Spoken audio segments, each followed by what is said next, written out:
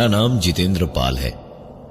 कहते हैं यहां ये मुर्दा घर जहां हम काम करते हैं बहुत ही अजीब है, प्रेत पिशाच बसते हैं, सबने कहा था। और जिनसे हमने ड्यूटी ली थी उन्होंने हमें पहले ही बता दिया था कि सारा कागज पत्तर का काम पूरा सही रखना, कुछ भी गड़बड़ मत करना। हम भी सोचे कि मुर्दों का भी अब का रिकॉर्ड रखें। काम शुरू किया हमने और 1-2 दिन बड़े आराम से निकल गए। तीसरे दिन हम देर रात गए, बाहर ही खड़े थे जब अंदर से एक आवाज आई। हमने बाहर से दरवाजा जरा सा खोलकर झांका तो कुछ भी दिखाई नहीं दिया। सब ठीक ही लगा हमें, कुछ भी टस से मस नहीं हुआ था अंदर। शायद नई नई जगह है, इसी मारे कान बज रहे हैं हमारे। यही सोचकर हमने दरवाजा बंद किया और फिर अपनी कुर्सी पर बैठ गए। मुश्किल से आधा मिनट बीता था जब एक बार फिर से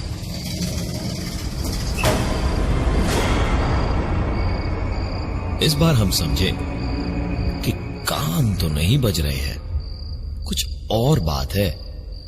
डरते हुए फिर दरवाजे से अंदर झांका तो देखा फिर सब कुछ ठीक था, कुछ भी गड़बड़ नहीं था।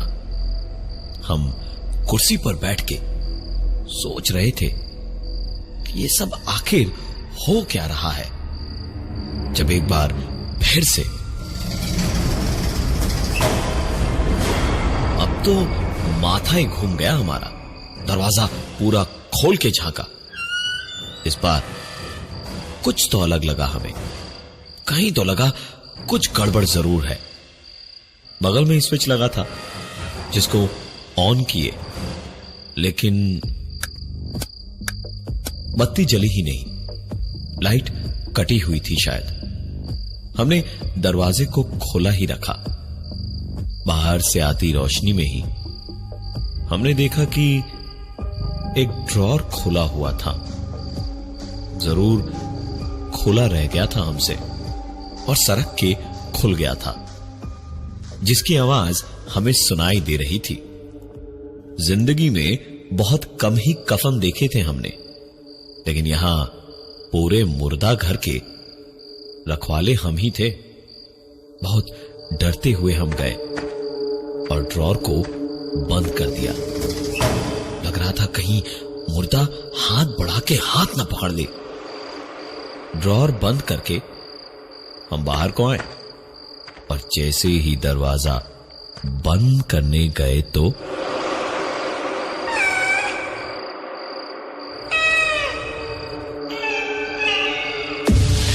बच्चे के रोने की आवाज आने लगी। मुर्दा घर में बच्चा कहां से रोएगा, ये सोचने की हिम्मत तो नहीं थी, लेकिन फिर हिम्मत पूरी बटोरकर हम अंदर घुसे। आवाज अंदर बाईं ओर से आ रही थी। उधर देखा तो बर्फ की सिल्ली बनकर जम गए हम वहीं। 3 ही मीटर दूर रहे होंगे हम उससे। 10 मिनट पहले ही वहां एक मुर्दा रखे थे हम, याद था हमें। और इस वक्त हमें 2 चमकती हुई आंखें दिख रही थी और रोने की एक डरावनी आवाज आ रही थी। हम भागना तो दूर की बात है, हिल भी नहीं पा रहे थे। और तभी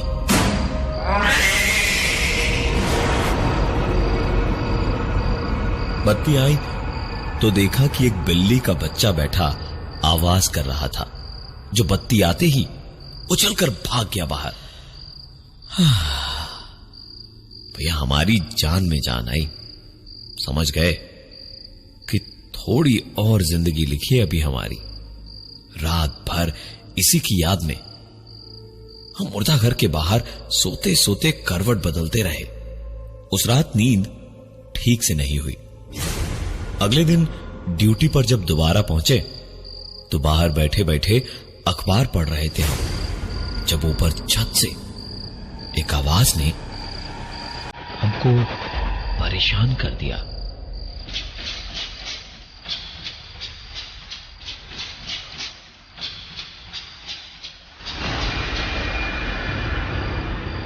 हमने आवाज को ध्यान से सुना, तब समझ आया कि यह आवाज छत से आ रही थी। छत पर जाने का रास्ता पीछे से था। पुरानी लोहे की सांप के कुंडी जैसी गोल गोल सीढ़ियां थी। हम धीमे धीमे एक एक सीढ़ी चढ़ तो रहे थे, पर बहुत बुरा हाल था घबराहट के मारे। जैसे जैसे छत दिख रही थी, डर लग रहा था। पता नहीं क्या दिखेगा, और बिल्कुल वैसा ही हुआ। दूर एक कोने में छत पर कोई बैठा था और पत्थर से छत की जमीन पर लंबी लंबी लकीरें खींच रहा था।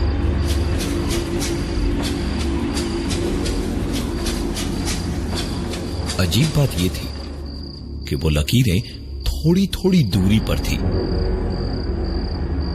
लेकिन कोई शर्म नहीं है हमें बताने में कि हम डर के मारे गए ही नहीं देखने की कौन था वहां। चुपचाप उसी सांप वाली सीढ़ी से हम नीचे आए तो फिर से हमें एक जानी पहचानी पुरानी आवाज सुनाई दी।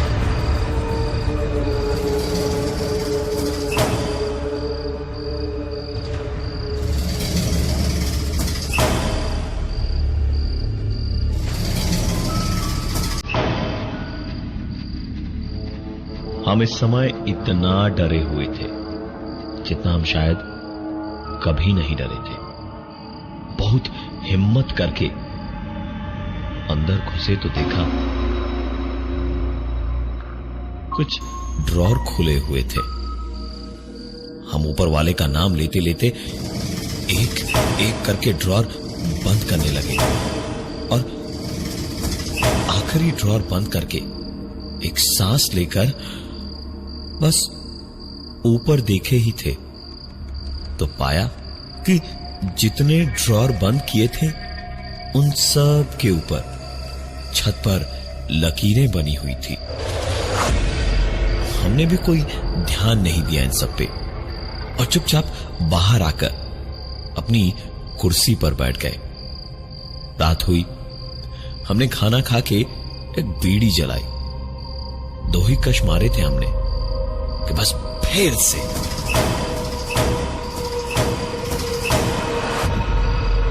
बहुत बहुत डर लग रहा था। लेकिन एक ही बात का सहारा था कि अभी तक कोई नुकसान नहीं हुआ था हमें। अंदर झांक के देखा तो ड्रॉर खुले हुए थे। ऊपर वाले का नाम लेते लेते शांति से सारे ड्रॉर मैंने एक एक करके बंद किए और पता नहीं क्या सोच रहे थे हम कि हमने छत की ओर देख लिया तो फिर से देखा जितने ड्रॉर्स खुले थे उन सब के ऊपर छत पर लकीरें बनी हुई थी। हम किस्मत को कोस तो रहे थे लेकिन शुक्र भी मना रहे थे कि चलो जान माल का नुकसान तो कुछ भी नहीं हुआ है। बैठे बैठे अपनी कुर्सी पर ही सो गए। लेकिन ससुरी हमारा सुकून कैसे बर्दाश्त हो सकता है किसी को भी। एक आवाज से हम जागे।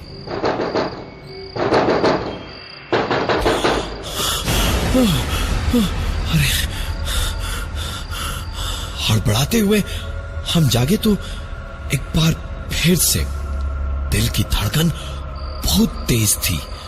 पसीना माथे से अब पानी की तरह चू रहा था।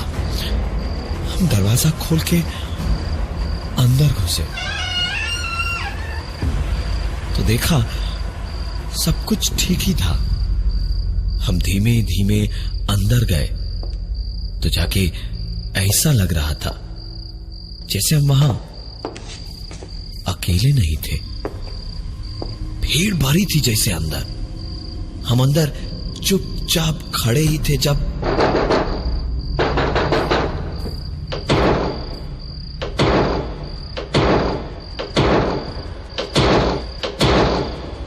इतनी तेज आवाज थी कि हमारी आंखों में अब आंसू भर गए थे। हमसे रहा नहीं गया और फिर हम कान पे हाथ रख के चिल्ला पड़े, अरे कौन है? क्या चाहिए तुमको? आए हमारे पीछे पड़े हो? अरे बंद करो ये शोर शराबा और चुप हो जाओ।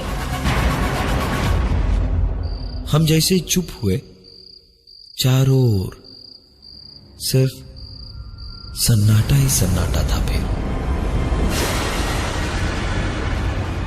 आंख खुली तो हमने देखा कि हम सपना देख रहे थे। बाप रे बाप, सपने में ही ना मर गए होते अगर कुछ देर और सपना देखा होता। हमने पास पड़ी बोतल के पानी से मुंह हाथ धोया और अखबार उठाया पढ़ने के लिए। इस पूरे समय में हमारे अकेलेपन का एक ही साथी था, हमारा छोटा सा पॉकेट रेडियो। उसे ऑन करके समाचार चला दिया हमने।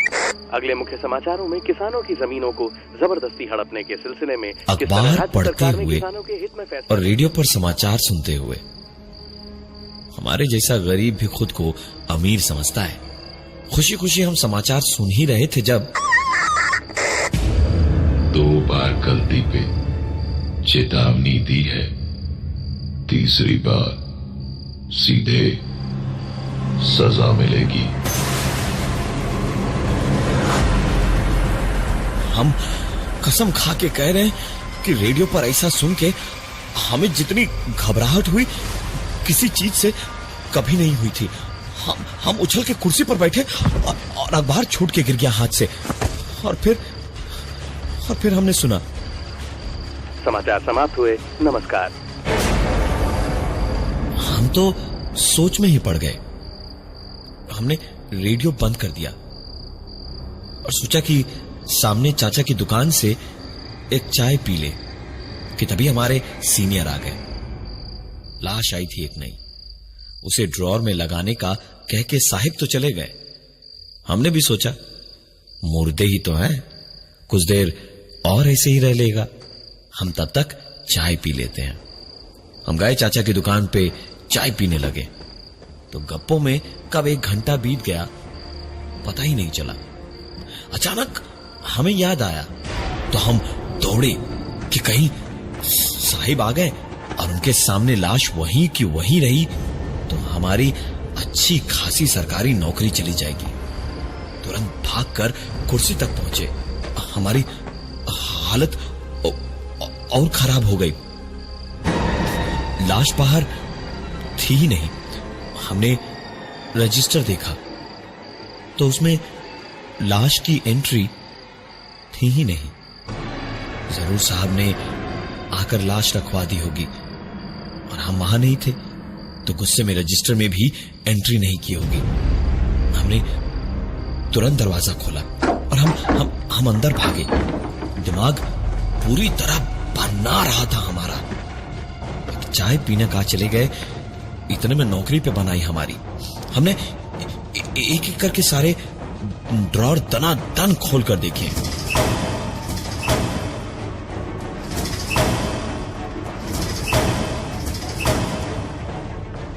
कहां किस में रखी है लाश, कम से कम हम देखकर रजिस्टर में एंट्री कर दे ताकि बवाल थोड़ा कम हो। हमने सारे ड्रॉर देख लिए, लाश मिली ही नहीं। तभी नजर किनारे की आखिरी 2 ड्रॉर पे गई, इन्हीं में से किसी में होगी। हमने खींच के ड्रॉर खोला तो डर से हमारा चीखने को मुंह तो खुला लेकिन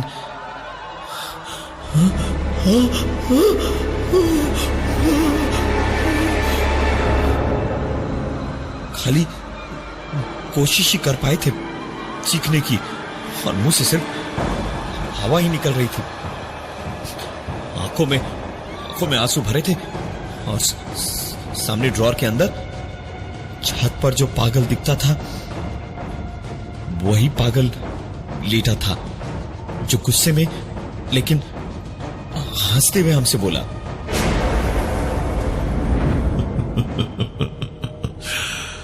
अपना काम ढंग से करो, मुर्दे हैं तो क्या हुआ, इनकी भी इज्जत करो।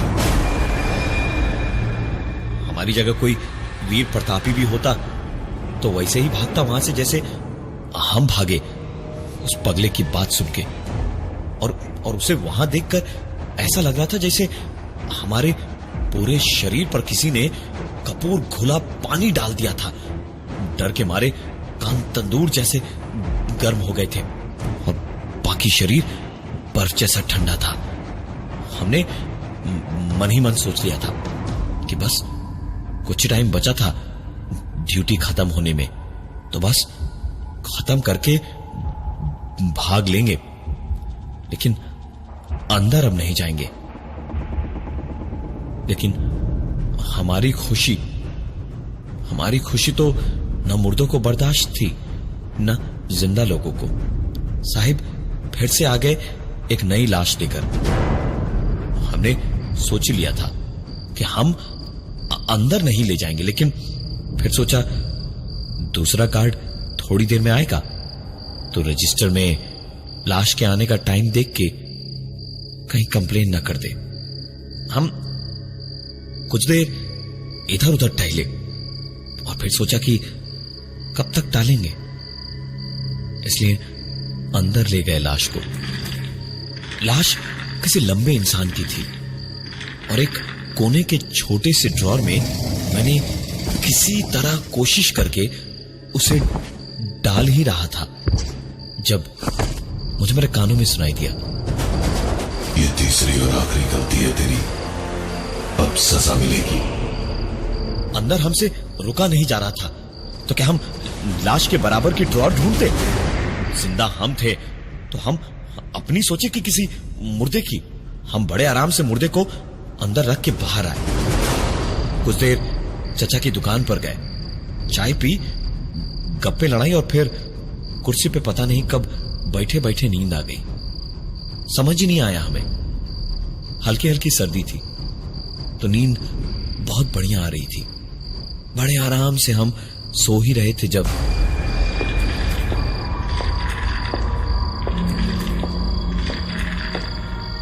लो भाई नई बॉडी आई है। नींद में गरीब आदमी हमेशा ड्यूटी पे ही रहता है। हाँ सर, अभी आए सर। इतना बोल के हम उठने को गए तो हमारा सर बहुत तेज किसी चीज में लड़ा। हाथ पैर भी हिला नहीं पा रहे थे हम। सांस भी समझे कि मुश्किल से ही आ रही थी। बहुत घुटन हो रही थी, लेकिन ठंड बहुत लग रही थी। अजीब सी बदबू से हमारा सांस लेना दुश्वार हो रहा था। हमने हाथ पैर पूरे ताकत से मारना शुरू किया और चिल्लाने लगे,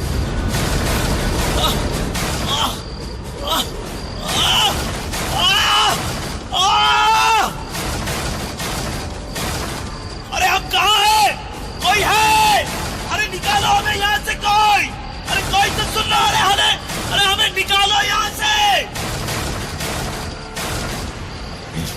हम चिल्ला चिल्ला के जब थक गए, पूरी तरह चीख चीख के गला छिल गया था हमारा।